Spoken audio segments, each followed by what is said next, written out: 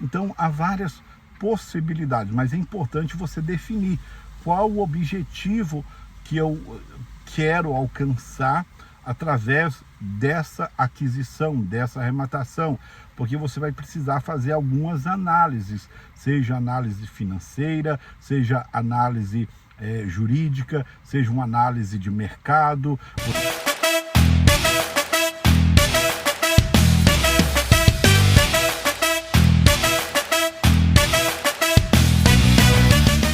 Olá, tudo bem com você? Muitos perguntam, o leilão judicial e extrajudicial é uma boa oportunidade de negócio, sim ou não? Com certeza é, mas é necessário você tomar alguns cuidados importantes. Mas, antes de tudo, a lucratividade de um imóvel que está sendo levado a leilão judicial, ele pode variar entre 50% de até 60% de desconto da avaliação em relação a processos trabalhistas, ok? E existem outros casos também nos processos que estão em andamento, por exemplo, como falência, e você pode ter um desconto maior ainda. Mas é importante você ter em mente que não é só o valor do preço do imóvel que você está arrematando. Às vezes você pode estar arrematando um imóvel que o preço é bom, mas para vender esse imóvel, ele é mais difícil. Às vezes está numa localização um pouco mais difícil, menos privilegiada do que outras localizações.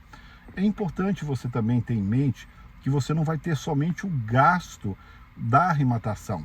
Você vai ter, por exemplo, nos leilões judiciais, você vai ter o gasto com o valor da arrematação, mais os 5% do leiloeiro, o imposto de transmissão de bens intervivos, que é o ITBI, você vai ter que pagar o registro do imóvel no cartório para mudar para o seu nome, caso seja o leilão de uma propriedade.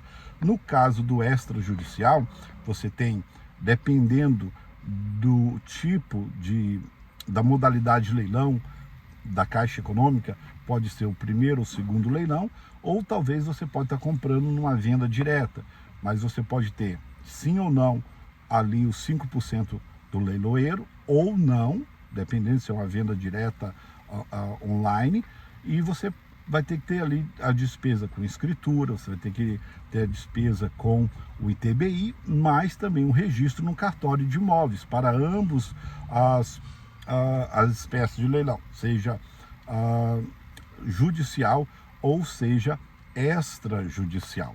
Uma coisa também importante é que você tem que definir qual o motivo, qual a razão de você estar arrematando aquele bem. É para você morar? É para você adquirir uma propriedade e locar essa propriedade? É para você aumentar seu patrimônio, comprar e vender, fazer uma alavancagem, comprar, por exemplo, parcelado na justiça, que você pode dar 25% de entrada e parcelar em 30 meses. Ou no extrajudicial, por exemplo, da Caixa Econômica Federal, dependendo do seu crédito aprovado na Caixa Econômica Federal, você pode talvez dar 5% de entrada e financiar o restante em 420 meses, por exemplo.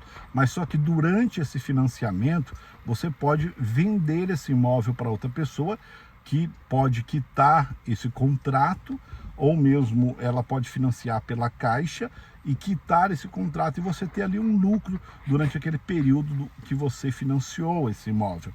Então, há várias possibilidades, mas é importante você definir qual o objetivo que eu quero alcançar através dessa aquisição, dessa arrematação, porque você vai precisar fazer algumas análises, seja análise financeira, seja análise jurídica, seja uma análise de mercado. Você ainda, além disso, dependendo se você for comprar e vender, você precisa colocar a comissão do corretor de imóveis. Se você não for vender por iniciativa própria, vai precisar de um corretor. Muitas vezes falam, não, eu quero economizar no corretor, só que o corretor vai te ajudar a vender essa propriedade mais rápida, entende? Então é importante você considerar várias coisas, mas que realmente é lucrativo, sem dúvida, é uma das formas mais lucrativas no ramo imobiliário, mas é necessário você tomar alguns cuidados.